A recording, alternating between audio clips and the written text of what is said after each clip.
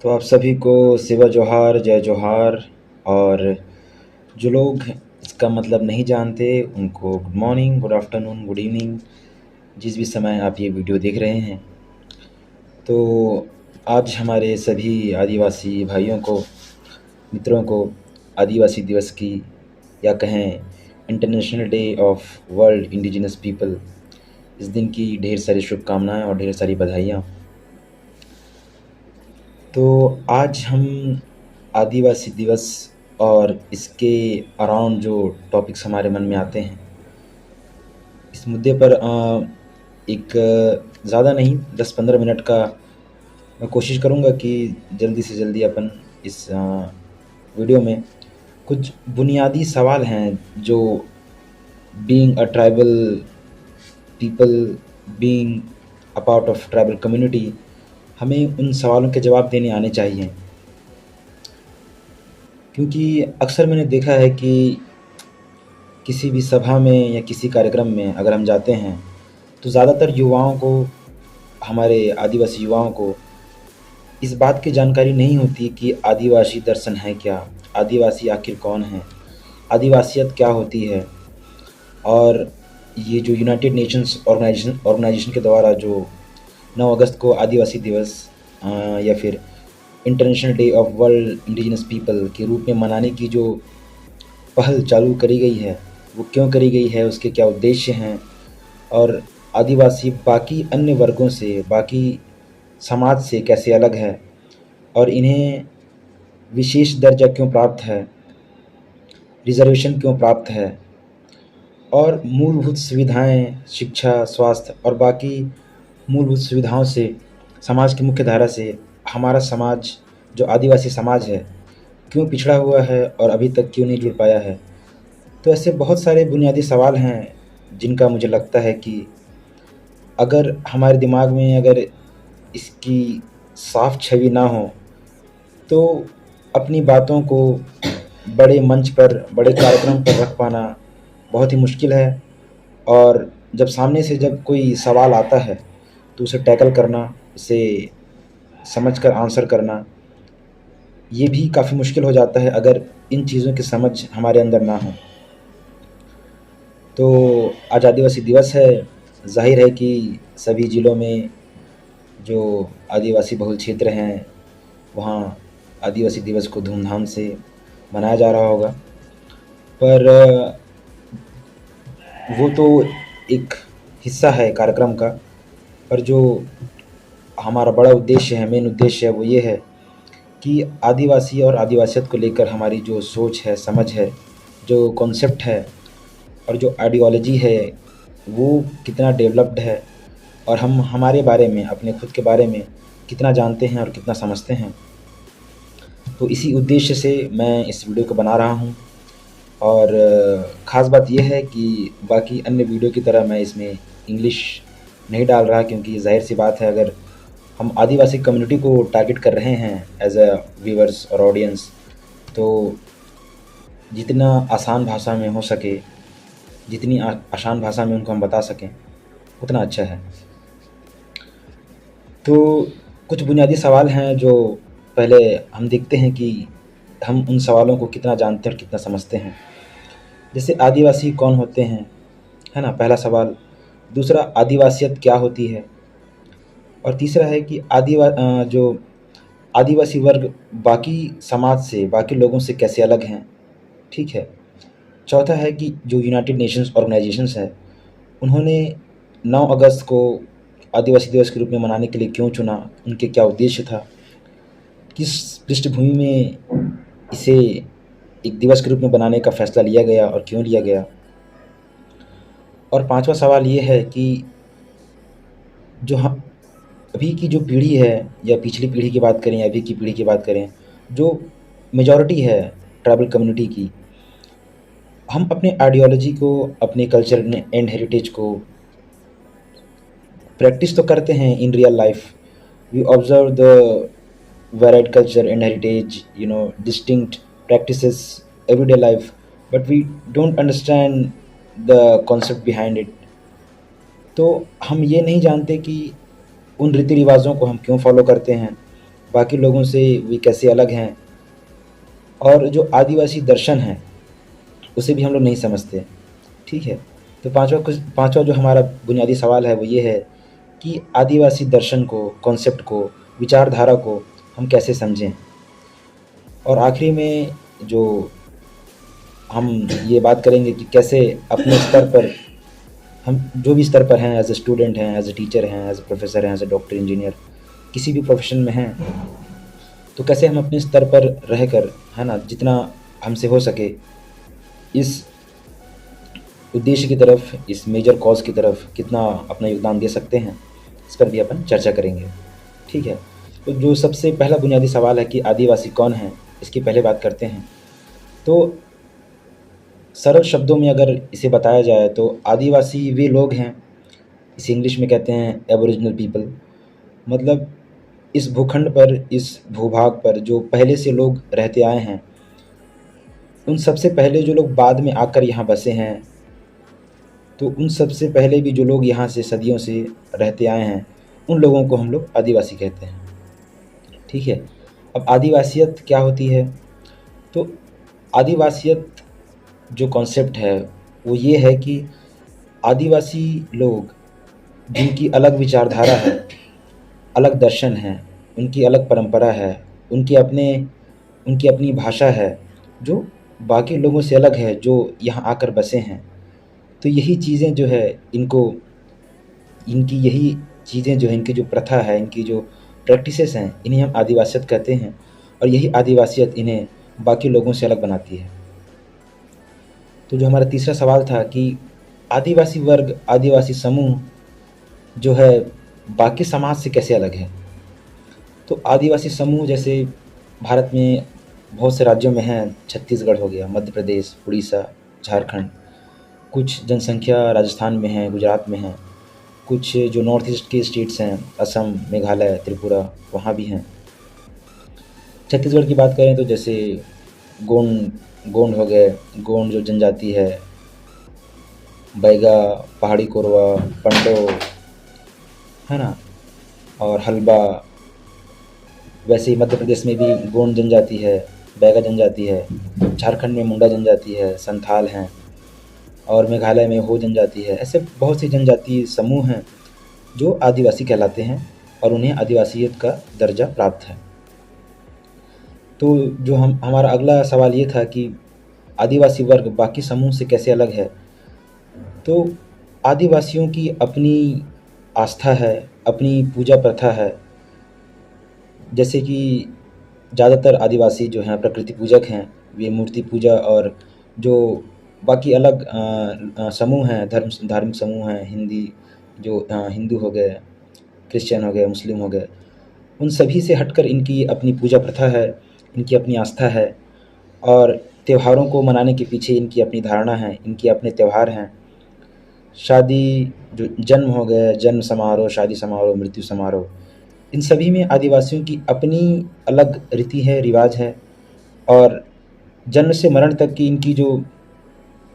प्रथा है, रीति रिवाज है, वो बाकी समाज से अलग है। और साथ ही साथ इनकी अपनी भाषा है, इनके अपने नृत्य हैं। तो ये सभी चीज़ें जन्म से मरण तक की, और उनके बीच में जो त्यौहार हैं, और उनके बीच में जितने भी क्रियाकलाप हैं, एक्टिविटीज़ जो जिनमें ये शामिल होते हैं, उन सभी का बेस अलग है, और जो उनका जो रीज़न है वो अलग है, और यही चीज़ें इनको बाकी समाज से अलग बनाती हैं। और हमारा अगला प्रश्न ये है कि जो सब अगला और मुझे लगता है कि सबसे ज़रूरी सवाल जो है यही है कि यूनाइटेड नेशंस ऑर्गेनाइजेशन को ऐसी क्या ज़रूरत पड़ी कि उन्होंने जो है 9 अगस्त को विश्व आदिवासी दिवस के रूप में मनाने के लिए घोषित किया, और ये अंतर्राष्ट्रीय लेवल पर ये फैसला लिया। तो यूनाइटेड नेशंस का उद्देश्य ये था कि उनका जो ग्रुप था, उनकी सबसे पहली मीटिंग 1982 में रखी गई थी। जो आदिवासी समूह की स्टडी की, उसने रिसर्च करी कि किन किन समस्याओं से ये समूह जूझ रहा है, और अंतर्राष्ट्रीय लेवल पर लगभग सभी देशों में जहां आदिवासी जनसंख्या हैं, वहां पर ये लोग इन्हीं कॉमन जो प्रॉब्लम्स हैं, जो आदिवासी समूह हैं, सभी देशों में इन्हीं कॉमन प्रॉब्लम से जूझ रहे थे और हाशिए पर थे। कहें जाए तो मार्जिनलाइजेशन जिसको हम कहते हैं, हाशियाकरण। तो स्वास्थ्य, शिक्षा और जो बुनियादी सेवाएं हैं, बुनियादी सुविधाएं हैं, उन सब से पिछड़े हुए थे। तो बाकी समाज के बाकी वर्ग से सभी इन देशों में आदिवासी समूह पिछड़ा हुआ था। तो इन्हीं पर सभी देशों का ध्यान आकर्षित करने के लिए, ताकि एक अंतर्राष्ट्रीय स्तर पर एक स्टैंडर्ड बनाने के लिए इस दिन को एज अ बोला जाए कि अभी तो एज अ त्यौहार मना रहे हैं, पर इसे एक लैंडमार्क की तरह बनाया गया कि इस दिन सभी जो आदिवासी समूह हैं उनके मानव अधिकार, है ना, उनकी मूलभूत सुविधाएं, उनके अधिकारों का हनन और जितनी भी उनकी समस्याएं हैं उनको एड्रेस करने के लिए आज के दिन को चुना गया था। तो सबसे पहली मीटिंग 1982 में, शायद यस 1982 में 9 अगस्त को ही रखी गई थी। तो उसी दिन को इन्होंने चुनते हुए 23 दिसंबर को 1994 में इन्होंने 9 अगस्त को ही चुना कि 9 अगस्त को विश्व आदिवासी दिवस के रूप में मनाया जाए और पूरे विश्व का जो ध्यान है इस दिवस की तरफ खींचा जाए, ताकि आदिवासियों की जो मूलभूत समस्याएं हैं उनकी तरफ इनका ध्यान जाए। तो इनका उद्देश्य क्या था और इनकी बैकग्राउंड तो यही है कि हज़ारों सालों से आदिवासी मुख्य समाज से पिछड़े हुए हैं, शिक्षा में, स्वास्थ्य में और विकास में, और जो उनके लिए जो फैसले लिए जाते हैं सरकार में उसमें उनकी भागीदारी नहीं होती। उनके अधिकारों का हनन, विस्थापन और ऐसी बहुत सी जो समस्याएं हैं जिनका सामना वो व्यापक रूप से कर रहे थे, उनको इसमें एड्रेस किया गया। तो एक बार मुझे बताना चाहिए कि क्या क्या जो उद्देश्य हैं जो यूनाइटेड नेशंस के द्वारा तय करी गई हैं। तो सबसे पहला उसमें यही है कि जो आदिवासी मानवाधिकार हैं उनका हनन ना हो, इसकी इसमें पुष्टि करी गई है। और उसके पश्चात है कि जो उनकी स्वदेशी संस्कृति है और उनकी पहचान है, उनका जो रीति रिवाज है, उनको प्रिजर्व करा जाए। और तीसरा उनका ये था कि जो उनकी पारंपरिक भूमि है और प्राकृतिक संसाधन हैं उसका हनन ना हो, जिसकी वजह से विस्थापन होता है, उनके घर उजड़ जाते हैं। और अगला इनका उद्देश्य ये था कि जो निर्णय लेने की प्रक्रिया है जो आदिवासियों के विकास के लिए, उनसे जुड़े किसी भी निर्णय में उनकी भागीदारी सुनिश्चित हो। और पांचवा जो इनका उद्देश्य था कि सामाजिक और आर्थिक स्थिति में इनकी सुधार हो। और छठवा, स्वदेशी ज्ञान और पारंपरिक ज्ञान की रक्षा। आदिवासियों की अपनी पारंपरिक चिकित्सा पद्धति रही है, जड़ी बूटियों से इलाज करते रहे हैं, प्रकृति से उनका गहरा रिश्ता रहा है। तो प्रकृति से जुड़ा जो उनका नॉलेज है, जो हर्बल मेडिसिन हो गया और कई चीज़ें हो गई जो जंगल से प्राप्त करते हैं, तो उनका नॉलेज उनसे बेहतर और किसी के पास नहीं है। जो पारंपरिक ज्ञान वो सदियों से अर्जित करते आए हैं प्रकृति के इतने पास रहकर, तो उस ज्ञान की भी रक्षा होनी चाहिए, प्रिजर्वेशन होनी चाहिए। ये इनका छठवां उद्देश्य था। और सातवां उद्देश्य था भेदभाव और हाशिए पर धकेले जाने की समस्या को समाप्त करना। आदिवासी पहचान ही अभी के समय में ऐसा है कि लोग उतना गर्व से, उतना प्राउडली अपने आप को फ्रंट में प्रेजेंट नहीं करते कि वो ट्राइबल कम्युनिटी से बिलोंग करते हैं, क्योंकि सभी के मन में ये डर रहता है कि लोग उनको जज करेंगे, उनके ऊपर कमेंट करेंगे या गेसिंग्स करेंगे कि ये तो पिछड़े हुए लोग हैं, प्रिमिटिव लोग हैं और प्रिमिटिव जो ट्रेडिशंस हैं उनको फॉलो करते हैं। ऐसी बहुत सी स्टीरियोटाइप्स, जिसको हिंदी में हम कहें तो पुरानी विचारधारा जो लोगों के बारे में बन जाती है, इसकी वजह से लोग सामने आकर के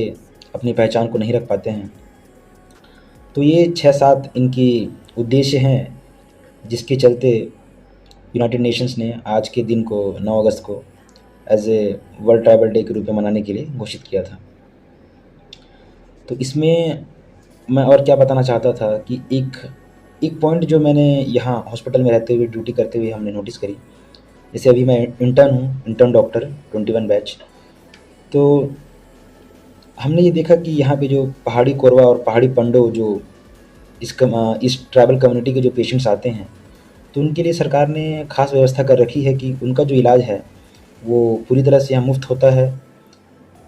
और साथ ही साथ उनके फ़ाइलों में ये मेंशन करा जाता है कि ये पहाड़ी कोरवा हैं, पहाड़ी पंडो हैं, तो उनका एक अलग से एमएस इन्फॉर्मेशन भेजा जाता है जो अधीक्षक हैं, जो चीफ़ हैं हॉस्पिटल के, उनके पास। और साथ ही साथ में हॉस्पिटल की ये कोशिश रहती है 100% की जितनी भी दवाइयाँ हैं या ऑपरेशन का सामान है या कोई और चीज़ें हैं, ये इन्हें फ्री में, जो आयुष्मान कार्ड है या किसी भी जो सरकारी सुविधा है उनके तहत इनको मुफ्त में उपलब्ध कराया जाए। साथ ही साथ इनके जो मरीजों के साथ में जो परिजन आते हैं उन्हें भी, मरीजों के साथ साथ उन्हें भी खाना यहाँ मुफ्त में दिया जाता है, जबकि बाकी जो समाज के लोग आते हैं उन्हें ऐसी सुविधा नहीं है। तो हमने ये देखा कि इन्हें इतनी विशेष सुविधा क्यों है। तो अभी तो हम लोग हॉस्पिटल में एज इंटर्न काम करते हैं, तो हमारा डायरेक्ट कांटेक्ट होता है पेशेंट से, डायरेक्ट इंटरेक्शन होता है। तो ये समझ में आया कि वो लोग बातचीत तक में इतने पिछड़े हुए हैं कि नर्सेज, डॉक्टर्स उन्हें अपनी बात समझा भी नहीं पाते हैं, ना उन्हें डायग्नोसिस समझा पाते हैं ठीक से, ना उन्हें ट्रीटमेंट समझ में आता है। और यहाँ तक कि हॉस्पिटल कैंपस में उन्हें कहाँ जाकर क्या चीज़ें, क्या जांच करवानी है, क्या रिपोर्ट लेकर आना है, तो इवन एक कम्युनिकेशन बैरियर है स्वास्थ्य जो हमारा विभाग है और उनके बीच में।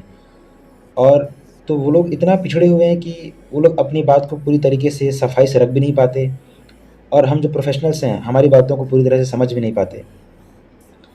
तो अगर ये सुविधाएं उनको अगर नहीं दी गई, ये विशेष सुविधाएं अगर उनको नहीं दी गई, तो उनका इलाज अस्पताल में कराना लगभग मुश्किल है, और मतलब बहुत ज़्यादा मुश्किल है। क्योंकि लोग, पहली बात तो वो कम्युनिकेशन बैरियर होने की वजह से समझ नहीं पाते कि हम उन्हें क्या समझा रहे हैं, और लैक ऑफ एजुकेशन की वजह से उन्हें ये समझ में नहीं आता कि कहाँ जाकर किससे क्या बात करनी है, किससे क्या पूछना है। तो उन्हें देखकर ये बातें समझ में आई कि क्यों उन्हें जो पीवीटीजी ग्रुप है, एक पर्टिकुलरली वनरेबल ट्राइबल ग्रुप्स के नाम से जो जनजाति समुदाय है उनके अंदर भी जो विशेष रूप से पिछड़ी जनजाति है, उनका एक समूह बनाया गया है जिसमें इन्हीं पहाड़ी कोरवा, पंडो, बैगा और जो अबूझमाड़ के जो समुदाय है उनको इसमें रखा गया है, क्योंकि ये आदिवासियों के अंदर भी और ज़्यादा पिछड़े हुए लोग हैं। तो जब उनसे इंटरेक्शन आपका होगा तो आपको समझ में आएगा कि क्यों इन्हें इतने पुश की ज़रूरत है, इतना सपोर्ट की ज़रूरत है। क्योंकि जब तक आपका उनसे इंटरेक्शन नहीं होता तब तक आपको ये चीज़ समझ में नहीं आती कि इन्हें इतना स्पेशल ट्रीटमेंट, इतना पुश क्यों करना पड़ रहा है। ठीक है। और हमारा 5वां सवाल, जो बुनियादी सवाल ये था कि आदिवासी दर्शन को, आदिवासी कॉन्सेप्ट को, आदिवासी जो विचारधारा है, आइडियोलॉजी को एक युवा कैसे समझे। तो पहले इस बात को समझते हैं कि हम कोई भी विचारधारा या किसी भी चीज़ के प्रति हमारी मानसिकता, हमारा ओपिनियन कैसे बनता है। तो ये रातों रात तो नहीं होता, या कि हम लोग कोई यूट्यूब वीडियो देख लिए या कोई चैट जीपीटी में कुछ गूगल कर लिए, चैट जीपीटी में कुछ देख लिए और तुरंत हमने as a short note, as a long note उसे एक क्वेश्चन की तरह समझ करके बना लिया, पढ़ लिया और हमारा ओपिनियन बन गया। तो इतनी जल्दी हमारी मानसिकता, विचारधारा नहीं बनती है। ये एक लॉन्ग टर्म प्रोसेस होता है कि हम जिस भी चीज़ों के बारे में अपनी विचारधारा बनाना चाहते हैं, पहले उस चीज़ के बारे में अलग अलग रिसोर्सेज से इनपुट लेते हैं। वो चाहे यूट्यूब से हो गया, मोस्टली बुक्स जो हम पढ़ते हैं, मूवीज़ देखते हैं, लोगों से बातचीत करते हैं, अपने रियल लाइफ में जो ऑब्ज़र्व करते हैं कि लोग उस चीज़ को कैसे प्रैक्टिस कर रहे हैं, हमारे आसपास के लोग उस बारे में क्या सोचते हैं। तो ये लॉन्ग टर्म प्रोसेस होता है, इसमें महीनों लगते हैं, सालों लग जाते हैं, और तब जाकर के हम एक विचारधारा बनाते हैं। और इस प्रोसेस में हम लोगों की लोगों का ओपिनियन सुनते हैं, लोगों को देखते हैं कि वो इस चीज़ को कैसे प्रैक्टिस करते हैं, हमारे आसपास के लोग उस चीज़ के बारे में क्या सोचते हैं, और सबसे इम्पोर्टेंट कि हमारा रीजनिंग, हमारा जो लॉजिकल माइंड है वो इसके बारे में क्या सोचता है। तो इतने सारे इनपुट को लेने के बाद में हम बहुत सारी चीज़ों को हटाते हैं, कुछ नया अपने से ऐड करते हैं, और इस तरह से हमारी किसी भी मुद्दे, किसी भी टॉपिक, किसी भी सब्जेक्ट के प्रति हमारी ओपिनियन बनती है, हमारी मानसिकता बनती है। तो ये चीज़ मैं इसलिए बता रहा हूँ क्योंकि हमारे आदिवासी जो युवा हैं, क्योंकि मैं मोस्टली युवा पे ही फोकस करूँगा, तो ज़्यादातर लोगों के मन में इस बात की क्लैरिटी ही नहीं है कि आदिवासी विचारधारा क्या है, आदिवासी दर्शन क्या है, और आदिवासियत क्या है, हम किस चीज़ पे आस्था है, किस चीज़ को मानते हैं, क्यों मानते हैं। जो बेसिक कॉन्सेप्ट है वही हमारा क्लियर नहीं है, क्योंकि इसमें उनका ज़्यादा दोष भी नहीं है, पर दोष ये है कि पहला कारण तो ये है कि जैसे बाकी समुदायों में, जैसे हिंदू धर्म क्या है, मुस्लिम धर्म क्या है, और उनका दर्शन क्या है, उनकी आस्था क्या है, हम इन चीज़ों के बारे में जानते हैं, समझते हैं, क्योंकि बहुत समय से हम टेलीविज़न में, न्यूज़ में, बुक्स में, अपने आसपास इन चीज़ों को देखते आए हैं, ऑब्ज़र्व करते आए हैं। पर आदिवासी समूह के साथ में समस्या ये रही कि हमारा कोई डॉक्यूमेंटेड स्क्रिप्चर नहीं रहा, कोई डॉक्यूमेंटेड टेक्स्ट नहीं रहा, जिसमें सभी चीज़ों को एक साथ समाहित किया गया हो, कि आदिवासी, जिसमें आदिवासी कल्चर, उसके दर्शन, उसकी आस्था, और सभी, जैसे हिंदू धर्म में जो भी ग्रंथ हैं, है ना, गीता, पुराण, भगवत गीता जो भी हैं, मुस्लिम धर्म में हैं, क्रिश्चियनिटी में हैं, तो ऐसे स्क्रिप्चर्स, रिटर्न डॉक्यूमेंटेशन हमारी रीति रिवाजों का नहीं हो पाया। और यही सबसे बड़ा कारण मुझे लगता है कि अभी भी जो हमारे हम लोग हैं, आदिवासी समूह हैं, वो ज़्यादातर लोग अपनी रीति रिवाजों के बारे में, उनके अंदर क्लैरिटी नहीं है, और विचारधारा इसलिए इनके अंदर नहीं बन पाई है। तो अब हम शुरुआत कैसे करें कि क्लैरिटी आए, क्योंकि अब एक एडल्ट होने के बाद, बड़े होने के बाद, हर चीज़ दूसरों से सुन करके, दूसरे लोगों से सुन करके अपना ओपिनियन नहीं बनाते, अपनी विचारधारा नहीं बनाते। आपका अपना थिंकिंग प्रोसेस होता है, आप हर जगह से इनपुट लेते हैं, फिर उसको प्रोसेस करते हैं। तो मेरा ये मानना है कि मुझे जैसे मेरी जैसी थिंकिंग बनी, मेरी जैसी मानसिकता बनी, वो इस तरह से बनी कि पहले मैं भी पूरा ब्लैंक था, है ना, कोरा कागज़ था इस मामले में कि आदिवासियत क्या है, और लगभग मुझे कोई आइडिया नहीं था कि ये होता क्या है। तो मैंने बुक्स पढ़नी चालू करी सबसे पहले, क्योंकि टच इशू मुझे पहले से है कि कोई अगर कोई स्टेटमेंट दे रहा है किसी चीज़ के बारे में, किसी कोई ओपिनियन के बारे में, तो आप उसको डायरेक्ट एक्सेप्ट ना करो, डायरेक्ट एक्वायर ना करो, अपना उसमें थिंकिंग प्रोसेस डालो, अलग अलग जगह से इनपुट लो। तो बुक्स बहुत बढ़िया सोर्स है, क्योंकि बहुत सारे बुक्स मैंने पढ़ी हैं आदिवासी बेस्ड, जैसे कि द गोन्स एक बुक है, written by Anuradha Paul. Tribal legends of central India करके एक बुक है ना, और जितेंद्र मीणा की एक बुक है, राष्ट्र निर्माण में आदिवासी। और ऐसी कई सारी पुस्तकें, जो डॉक्टर मोतीराम कंगाली की आपको पुस्तकें मिल जाएंगी, जो रिसर्चर्स थे जिन्होंने ट्राइबल ग्रुप्स के बीच में जा कर के डीप रिसर्च किया, स्टडी किया, और उसके बाद उन्होंने जो टेक्स्ट लिखे हैं, तो अगर आप वहाँ जाकर उन पुस्तकों को अगर मंगा करके अगर पढ़ते हैं, तब आपकी थिंकिंग जो है क्लियर हो पाएगी कि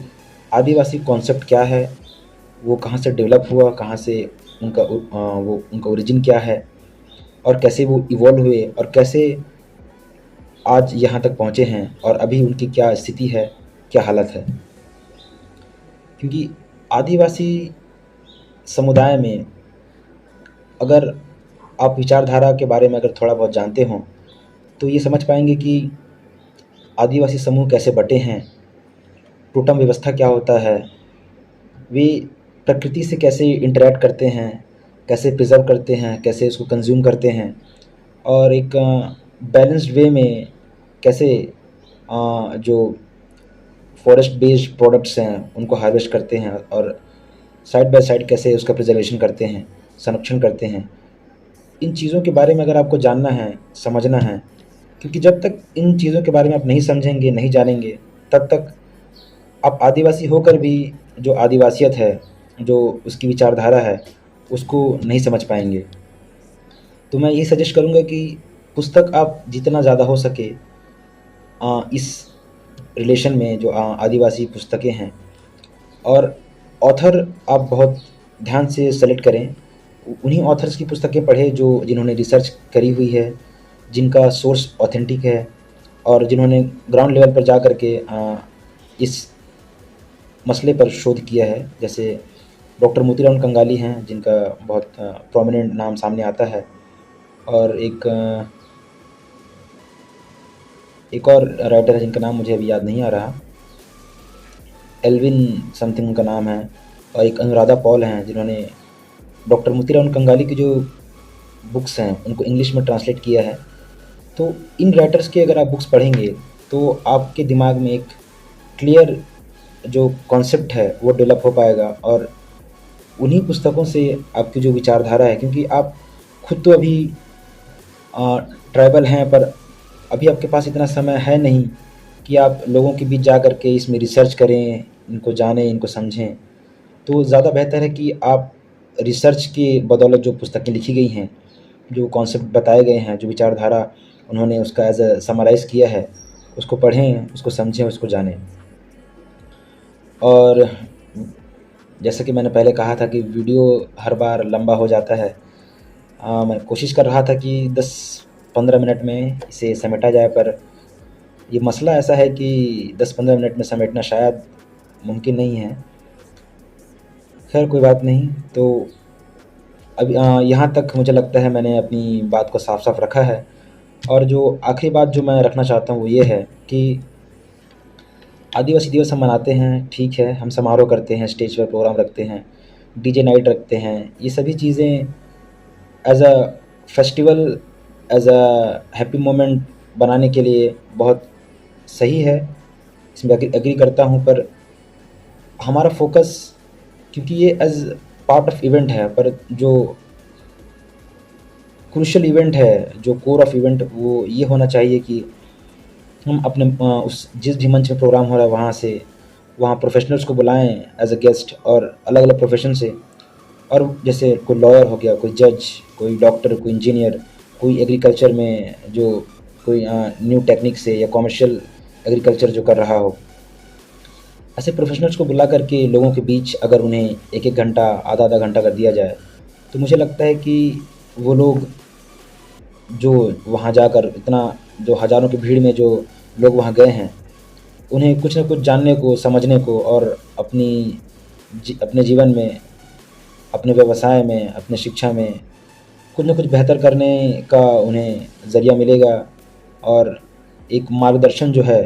प्रोफेशनल्स का उन्हें डायरेक्ट वहाँ पे मिलेगा। क्योंकि आप उतने बड़े मंच में अगर प्रोफेशनल्स को बुलाते हैं तो एक साथ हज़ारों लोग उन अलग अलग प्रोफेशनल्स को सुनेंगे और उनकी बातों को समझेंगे। क्योंकि डीजे नाइट और नाच गाना और बाकी चीज़ें तो ऐसे भी स्तर पर करी जा सकती हैं, और दिन के आखिरी में इनका कुछ सार नहीं निकलता, इनका कुछ उपलब्धि नहीं निकलती। तो इससे बेहतर है कि आप प्रोफेशनल्स को बुलाएं एज अ गेस्ट, और उन्हें भरपूर समय दें मंच पर, कम से कम आधा घंटा या 1 घंटा, जिसमें वो लोगों तक अपनी बातों को समझा सकें। और इस तरह से, क्योंकि शिक्षा के क्षेत्र में कोई टीचर है वो अच्छा बता सकता है, स्वास्थ्य के क्षेत्र में कोई डॉक्टर है वो अच्छा बता सकता है, इंजीनियरिंग करियर के लिए कोई इंजीनियर है वो अच्छा बता सकता है, लॉ और लॉ एंड ऑर्डर के बारे में जो लॉयर है या कोई जज है वो लोगों को अच्छा समझा सकता है। तो इतने प्रोफेशनल्स का जो कलेक्टिव नॉलेज है, कलेक्टिव जो गाइडेंस है, इतने हज़ारों लोगों को एक साथ मिल सकता है, जो कि मुझे लगता है कि उनकी ज़िंदगी को बेहतर बनाने के लिए इस दिन इससे अच्छा कोई प्रोग्राम नहीं हो सकता। और अभी 29 मिनट हो गया है, लगभग आधा घंटा होने को है। तो हमारा आखिरी मैसेज ये है कि हम अभी जहाँ पर भी हैं अपने अपने स्तर पर, जैसे मैं अभी MBBS इंटर्न डॉक्टर हूँ अंबिकापुर में, और भी स्टूडेंट्स होंगे कॉलेजेस में, कोई प्रोफेशनल्स होंगे जो ऑलरेडी जॉब में हैं, टीचर्स हैं, इंजीनियर्स हैं, कोई एडमिनिस्ट्रेटिव सर्विस में हैं, कलेक्टर हैं, एसडीएम हैं। हम जिस भी स्तर पर हैं तो हमें कोशिश ये करनी चाहिए कि हम उस स्तर पर जब पहुंच गए हैं तो अपने आसपास जो ट्राइबल लोग हैं, वो चाहे रिलेटिव्स हों, नॉन रिलेटिव्स हों, या स्टूडेंट्स हों, या फिर उस प्रोफेशन में नए नए आए हों, उनका अगर हम मार्गदर्शन कर सकें तो मुझे लगता है कि मार्गदर्शन से बड़ी कोई हेल्प और नहीं हो सकती। क्योंकि फाइनेंशियल हेल्प तो ज़रूरी है, पर उससे भी ज़्यादा ज़रूरी है कि आप अपने आसपास अपने लोगों का मार्गदर्शन कैसे कर रहे हैं। क्योंकि मार्गदर्शन जो है एक ऐसी चीज़ है कि फाइनेंशियल हेल्प कहीं से भी दिला दिए या खुद कर दिए और उसके बाद वो हो गया। पर मार्गदर्शन, गाइडेंस एक ऐसी चीज़ है जो आप लगातार किसी व्यक्ति को हर पड़ाव पर गाइड करते हो। वो गाइडेंस उसका जो करियर पाथ है, जो उसका करियर डायरेक्शन है, उसको एंटायरली बदल सकता है, नीचे गिरे हुए से उठा करके ऊपर तक पहुंचा सकता है। हो सकता है कि बिना मार्गदर्शन के वो पढ़ाई छोड़ दे, या अच्छा टैलेंट होने के बावजूद ड्रॉप आउट ले ले, काम में लग जाए, या किसी छोटे मोटे जॉब में फंस जाए। पर अगर उसे अच्छा सही गाइडेंस अगर मिलता है तो उसे इस बात की क्लैरिटी आती है कि उसे कहाँ जाना है, क्या करना है, कैसे करना है,